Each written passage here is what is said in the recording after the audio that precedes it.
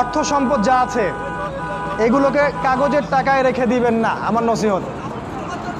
হয়তো বুঝতে পারছেন না, মাথার উপর দিয়ে যাচ্ছে কথা, কিন্তু পরে বুঝবেন। টাকা পয়সা যা আছে এগুলোকে ব্যাংকে কাগজের টাকার মধ্যে রেখে দিবেন না, কারণ কাগজের টাকা সামনে আর থাকবে না। লিখে রাখেন, কয়েক বছর পরে দেখতে পারবেন সমস্ত টাকা হয়ে যাবে ইলেকট্রনিক। খালি পাঠাবেন, ইলেকট্রনিক মানি, মানে আপনি টাকা ধরতেও পারবেন না, পকেটে রাখতেও পারবেন না, খালি জানবেন আমার অ্যাকাউন্টে এত টাকা আছে। এই পুরো ব্যাংকিং সিস্টেমটা পড়ে যাবে, থাকবে না। বিশ্বাস না হলে লিখে রাখতে পারেন, এই পুরো ব্যাংকিং সিস্টেম পড়ে যাবে, কাগজের টাকা থাকবে না। কি করবেন তাহলে? আপনি আপনার সম্পদটাকে সোনায় রূপান্তর করেন, কিছু সোনা করে রাখেন, জমায় রাখেন, রূপায় কনভার্ট করেন। এগুলোর দাম কখনো কমবে না। 100 বছর পরেও সোনার দামই থাকবে। তো 10 বছর পর আপনার 10 লাখ টাকার মান 10 লাখ টাকা থাকবে না, দাম পড়ে যাবে, আপনি সম্পত্তি হারাবেন। এইভাবে তারা সারা বিশ্বকে লুট করছে, এই কাগজের টাকা দিয়ে তারা সারা বিশ্বকে লুট করছে। এটা বুঝবেন না, পরে বুঝবেন। আচ্ছা, শুনে রাখেন। আর কি করতে পারেন? গবাদি পশু ব্যবসা ইনভেস্ট করেন। আরেকটা কাজ করতে পারেন, জমি কিনে রাখতে পারেন, এটা ভালো জিনিস। এই জিনিসগুলোতে টাকা কনভার্ট করেন। শেষ জামানায় আপনার কাগজের টাকা থাকবে না, আপনি ক্ষতিগ্রস্ত হবেন। এখন টাকা যদি জমায় রাখেন, শেষ জামানায় আপনি ক্ষতিগ্রস্ত হবেন। আমি অর্থনীতি নিয়ে যথেষ্ট পড়েছি, আলহামদুলিল্লাহ, পড়েই কথাগুলো আপনাকে বলছি। আর কি করবেন? যদি সম্ভব হয়, শহর, আপনারা তো গ্রামেই থাকেন মাশাআল্লাহ, শহরে যারা থাকে তাদের উদ্দেশ্যে বেশি বলছি এটা, কারণ এটা অনলাইনে যাবে। শহর কেন্দ্রিক জীবন ব্যবস্থা ত্যাগ করতে হবে। শহরে আপনি বাঁচতে পারবেন না, টিকতে পারবেন না, শহরগুলো ধ্বংস হয়ে যাবে। আল্লাহ পাক বলেছে, ওয়াইম মিন ক্বরিয়া ইল্লা নাহনু মুহলিকুহা ক্বাবলা ইয়াউমিল কিয়ামা, কিয়ামতের আগেই প্রত্যেক নগরী আমি ধ্বংস করে দিব, আল্লাহ পাক বলেছে। শহর থাকবে না, প্রত্যন্ত জায়গায় চলে যাওয়ার চেষ্টা করেন, গ্রামের বাসা ওইদিকে প্রজেক্ট করেন, ছোট ছোট মুসলিম কলোনি করে গড়ে তুলতে হবে। এই কাজগুলো করতে পারেন। আর কিছু করতে পারেন, শারীরিক প্রস্তুতি নেন। ফিজিক্যালি, যুবকদেরকে বলবো, ফিজিক্যালি প্রস্তুতি নেন, ব্যায়াম করেন, ভালো খাবার খান, নিয়মতান্ত্রিক জীবনযাপন করেন, এলোমেলো জীবনযাপন করবেন না। আর নিয়মতান্ত্রিক জীবনযাপন করার সবচেয়ে উসওয়াতুল হাসানা হচ্ছে রাসূলুল্লাহ সাল্লাল্লাহু আলাইহি ওয়াসাল্লাম।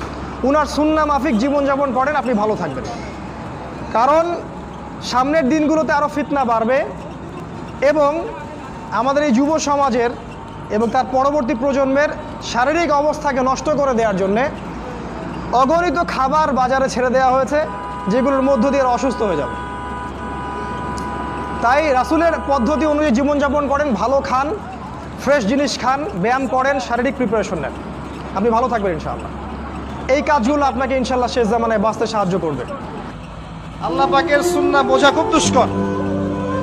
যাকে আপনি তুচ্ছ করছেন, আল্লাহ পাক তাকে হেদায়েত দিয়ে আপনার চেয়ে বড় জায়গায় নিয়ে যেতে পারে। যাকে আপনি বড় কাফের মনে করছেন, আল্লাহ পাক কাল তাকে হেদায়েত দিয়ে ইসলামের খেদমত করাতে পারেন। আবার আল্লাহ পাক আপনাকে, যিনি 5 ওয়াক্ত নামাজ পড়ছেন, রোজা রাখছেন, আপনাকে পথভ্রষ্ট করে দিয়ে জাহান্নামে নিতে পারেন। অতএব আত্ম অহংকারের কোনো সুযোগ নেই। ভয়ঙ্কর অবস্থা হবে বাংলাদেশে। এটা আল্লাহর পক্ষ থেকে একটা স্পেশাল রাহমা, মার্সি এন্ড ব্লেসিংস, যে আমাদের রিজিকের তাগিদায় সারা বিশ্বে যে কাজ করতে হয়, আমরা কাজ করি আর দেশে টাকা পাঠাই, আর সচল থাকে আমার দেশের অর্থনীতির চাকা, আলহামদুলিল্লাহ পড়ে।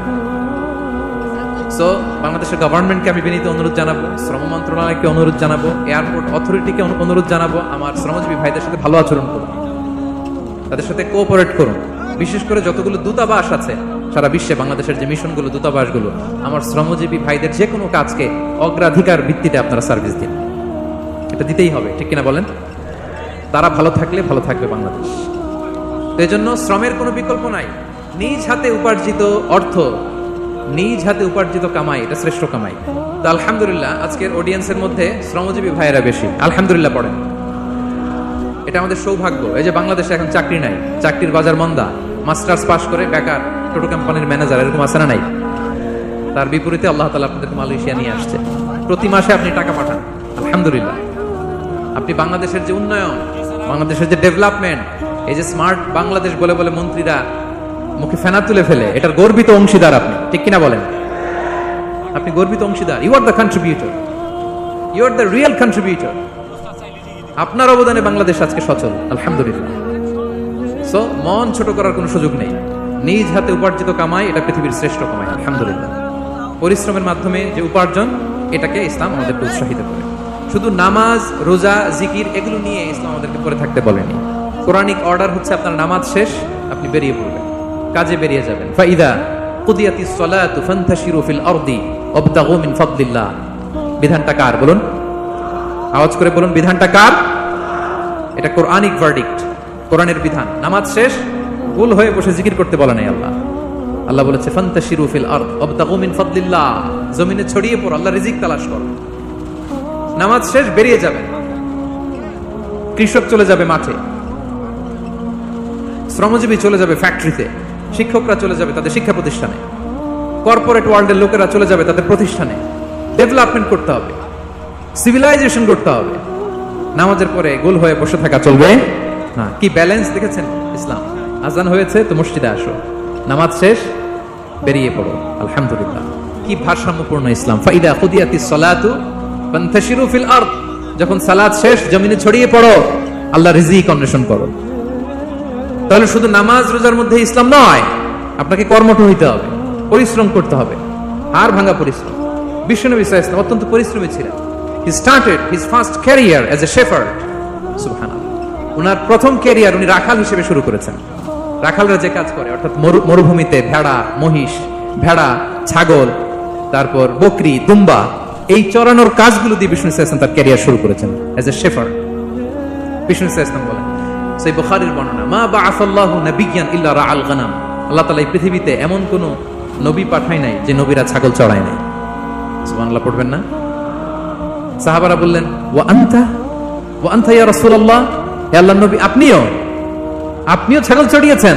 বিষ্ণু সাল্লাল্লাহু আলাইহি ওয়াসাল্লাম বললেন, নাআম, আমিও ছাগল চড়িয়েছি। ওয়া কুনতু আরআহা আলা কারারিত লি আহলি মক্কা, আমি অল্প কিছু মজুরির বিনিময়ে, অল্প কিছু টাকার বিনিময়ে, সামান্য কিছু পারিশ্রমিকের বিনিময়ে মক্কার লোকদের ছাগল চড়িয়ে দিতাম। সুবহানাল্লাহ পড়েন। ছাগল হচ্ছে খুব টেরা প্রাণী, ডানে টানলে বায়ে যায়, বায়ে টানলে ডানে যায়। তাদেরকে একসাথে করা এজ এ শেফার্ড, এটা মরুভূমিতে খুব কষ্টের কাজ। আল্লাহ তাআলা প্রত্যেক নবীকে দিয়ে ছাগল চড়িয়েছেন যাতে করে কিছুদিন পরে নবীরা মানুষ চড়াতে পারে। সুবহানাল্লাহ। আল্লাহ বুঝাতে চাইলেন, এখন ছাগল চড়াও, এদের উপর যদি কন্ট্রোল নিতে পারো তাহলে মানব জাতির উপর কন্ট্রোল নিতে পারবো। আল্লাহু আকবার। এজন্য প্রত্যেকটা নবীকে দিয়ে, সহিহ বুখারীর বর্ণনা, মা বাআসাল্লাহু নাবিয়্যান ইল্লা রাআল গানাম, আল্লাহ পৃথিবীতে এমন কোন নবী পাঠায় নাই যেই নবীকে দিয়ে আল্লাহ ছাগল চড়ায় নাই। তো বিষ্ণু সাল্লাল্লাহু আলাইহি ওয়াসাল্লাম ছাগল চড়িয়েছেন, অত্যন্ত সুঠাম দেহী ছিলেন, কর্মঠ ছিলেন। তার মানে বিষ্ণু সাল্লাল্লাহু আলাইহি ওয়াসাল্লামও পরিশ্রম করে উপার্জন করেছেন, ঠিক কিনা? ছাগল চড়াতেন, তার বিনিময়ে সামান্য কিছু পারিশ্রমিক নিতেন, মজুরি নিতেন, এতে লজ্জা নাই। এজন্য এই কথা দিয়ে শুরু করেছি যে কাজে লজ্জা নেই। এই তো বিষ্ণু সাল্লাল্লাহু আলাইহি ওয়াসাল্লামের ক্যারিয়ার গেল। আমরা যদি সাহাবাদের জীবনী দেখি, ওনারাও পরিশ্রমী ছিলেন। কেউ খেজুর বাগানে কাজ করতেন, কেউ কৃষি কাজ করতেন, কেউ বাজারে ব্যবসা করতেন, কেউ বসে থাকেন নাই। হাড় ভাঙা পরিশ্রম করেছেন প্রত্যেকটা সাহাবা। তারা আমাদের মডেল, তারা আমাদের সুপার হিরো, তারা আমাদের আইকন, ঠিক কিনা? নবীরা আমাদের মডেল, সাহাবারা আমাদের মডেল। বিষ্ণু সাল্লাল্লাহু আলাইহি ওয়াসাল্লাম কর্মঠ ছিলেন, ওনার সাহাবারা অত্যন্ত কর্মঠ ছিল। কেউ বসে থাকতেন না, পরিশ্রম করতেন, হাড় ভাঙা পরিশ্রম করতেন, উপার্জন করতেন। তারা আমাদের জন্য প্রেরণার বাতিঘর। অনেক সাহাবাদের বায়োগ্রাফি থেকে আপনাদেরকে ঘটনা শেয়ার করা যাবে। আমি একজন সাহাবার জীবনী শোনাবো আপনাদেরকে। আব্দুর রহমান ইবনে আউফ রাদিয়াল্লাহু তাআলা আনহু। 10 জন জান্নাতের, দুনিয়াতে বসে যে 10 জন সাহাবা জান্নাতের সুসংবাদ পেয়েছেন তাদের মধ্যে একজন, আলহামদুলিল্লাহ বলেন। আব্দুর রহমান ইবনে আউফ রাদিয়াল্লাহু তাআলা আনহু প্রথম 8 জন মক্কায় যারা কালিমা পড়ে মুসলমান হয়েছে তাদের একজন। তার স্ট্যাটাসটাকে জেনে নেন। তো তিনি যখন মক্কা থেকে হিজরত করে মদিনায় গেলেন, মনে রাখবেন মক্কা থেকে যে সাহাবার বাড়ি ঘর ছেড়ে হিজরত করেছে তাদেরকে বলে মুহাজির, মানে হিজরতকারী সাহাবা। আর মদিনাতে যে সমস্ত সাহাবারা তাদেরকে রিসিভ করেছেন তাদেরকে বলে আল আনসার, মানে সাহায্যকারী সাহাবা। তো যারাই হিজরত করে মক্কা থেকে মদিনায় যেত, বিষ্ণু সাল্লাল্লাহু আলাইহি ওয়াসাল্লাম মদিনার কোন সাহাবীর সাথে তার ভাই পাতিয়ে দিতেন, আল মুআখাত, ব্রাদারহুড করে